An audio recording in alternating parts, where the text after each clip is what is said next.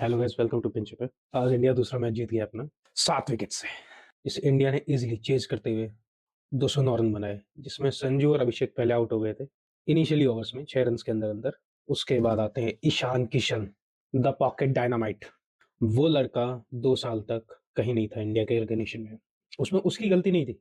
उसमें उनको क्या होता है, मेंटल प्रॉब्लम्स, जिसकी वजह से वो बाहर आते हैं। और उसके बाद सिलेक्शन कमेटी अजीत अगरकर, उनसे पता नहीं क्या नाराजगी होती है उनको, वो उनको कभी दोबारा मौका देते ही नहीं इतने सालों में। यानी ईशान किशन एक वो लड़का है जिसको मौका नहीं मिल रहा था। वो सिर्फ इसलिए टीम में आया कि शुभमन गिल बाहर गए और इनको बैकअप विकेट कीपर और ओपनिंग बैट्समैन चाहिए था। और तिलक वर्मा की इंजरी, अगर तिलक वर्मा की इंजरी नहीं होती तो शायद वो कभी 11 में आते भी नहीं, या कभी उनको एक आधा मैच मिलता इस सीरीज के एंड में। वो खिलाड़ी आया और उसने जब जरूरत थी तब वो खड़ा रहा। 6 रन पे 2 विकेट से वो जब आउट हुआ तो 128 रन 3 विकेट हुए 9 ओवर में। अगले 8 ओवरों में उस लड़के ने 122 रन बनाए ताबड़तोड़ बैटिंग से। उसकी बैटिंग देखने लायक थी, मजा आ गया।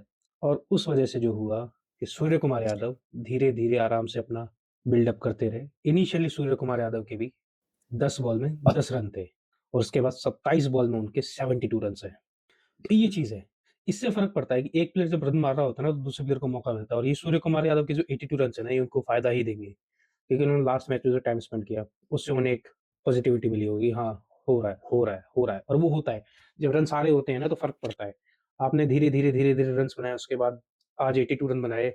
और शिवम दुबे वो खिलाड़ी नहीं है, वो दानव है क्रिकेट का। उसे बैट मिलता है और वो गदाधारी भीम की तरह चलाता है। और जो 100 मीटर्स लंबे छक्के मारे उन्होंने, गजब। 18 बॉल में 36 रन।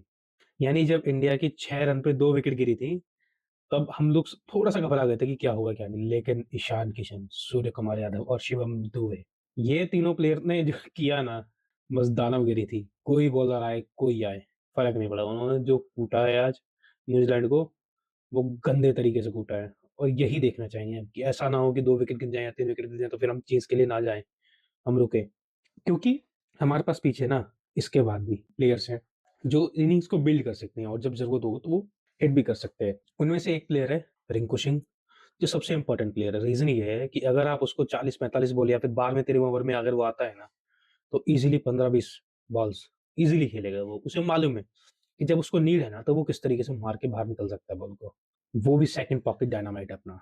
और ईशान किशन का तो आप सीधी सी बात कह सकते हैं, ये ईशान किशन 2.0 है, जिसने 2 साल बाद कमबैक किया। 32 बॉल में 76 रन बनाए, 4 छक्के 11 चौके। और जब वो खड़े थे ना बालकनी में, तो मेरे हिसाब से वो ये सोच रहे थे कि 2 साल जो मैंने स्ट्रगल किया है, जो झेला है, उनके फेस पे क्लियर दिख रहा था उस टाइम पे। कि उनके माइंड में पुरानी सारी चीज़ चल रही थी कि 2 साल कैसे मैं बाहर रहा, क्या किया, क्या नहीं किया। और सुकून था ये कि अब मैंने कर दिया है, और वो लड़का कंटिन्यू करता रहेगा, वो रुकने वाला नहीं है। वो वैसा खिलाड़ी है ना जिसने वनडे क्रिकेट में 126 बॉल में 200 रन बनाए हुए हैं। तो वो ऐसे प्लेयर है वो। तो उस प्लेयर की जगह जो नहीं बन पा रही थी ना, वो सिर्फ़ इसलिए नहीं बन पा रही थी क्योंकि अजीत अगरकर जैसे एक सिलेक्टर को उनसे चिढ़ मच गई थी, या सीधी-सी बात ये कह सकते हो कि वो लड़का छोड़ के कैसे आ गया सीरीज़। मेंटल प्रेशर होता है सर, किसी को भी होता है। आपको भी होता होगा जब रोहित और विराट के फैन्स आपके पीछे पड़ते हैं, ठीक है? तो सेम ईशान के साथ हुआ था। जब आप उसको घुमाए जा रहे हो, घुमाए जा रहे हो, और वहीं पे केएल राहुल को आप कभी ऊपर, कभी डाउन, कभी विकेट कीपर, कभी कुछ, कभी कुछ। आप उनको मौका दिए जा रहे थे, और ईशान किशन जो प्रॉपर्ली डेडिकेटेड विकेट कीपर था, उसको आपने ऑप्शन नहीं दिया। तो उससे फ़र्क पड़ा, और वो दिक्कत होती है। और जब ओपनर्स नहीं कर पाए, तब आपके अदर प्लेयर्स ने किया, मिडल ऑर्डर ने किया, जो कि सबसे इम्पोर्टेंट था हमारे लिए। 209 रन्स बनाए हमने सिर्फ़ 15 ओवर 2 बॉल्स में। तो ये था।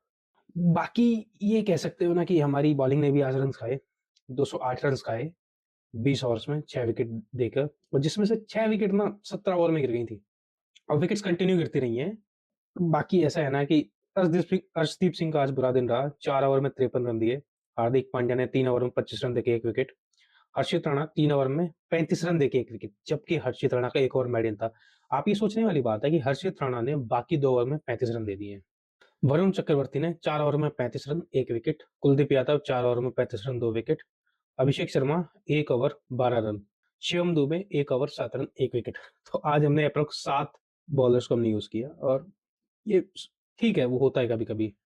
पिच भी थोड़ी-सी आज वैसी थी और ओस भी काफ़ी थी। बट जो इंडिया की बैटिंग थी ना, सुपर्ब! मज़ा आ गया और कंटिन्यू ऐसा ही चलता रहेगा। और एक चीज़ तय है कि जब भी तिलक वर्मा आएँगे, तो वो अपनी जगह लेंगे, लेकिन हमारे पास बैकअप में हमें ये रहेगा कि ईशान किशन है, कि जो अगर आएगा ना जब, वो धूम मचा देगा।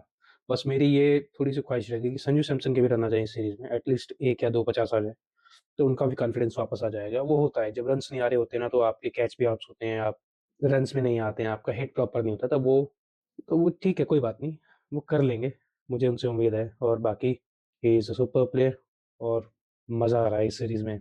लास्ट सीरीज़ थोड़ी-सी डावाडोल रही थी, जो हमारी वनडे सीरीज़ थी, बट टी20 सीरीज़ के जिस हिसाब से चल रही है, गज़ब! मज़ा आ रहा है। Please like, share, subscribe. जय हिंद, जय भारत।